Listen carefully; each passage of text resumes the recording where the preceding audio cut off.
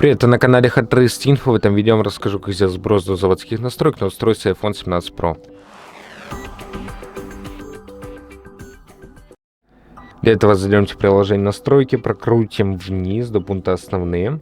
Тут также прокрутим вниз и нажмемте стереть контент и настройки. Нажмемте продолжить, стереть iPhone, впишем наш пароль.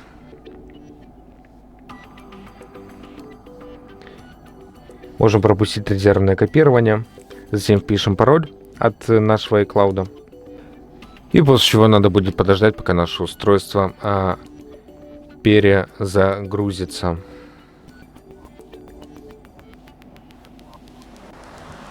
И как можете заметить, наше устройство было сброшено до заводских настроек. На этом все. Ставьте лайки, подписывайтесь на наш YouTube канал и до новых встреч.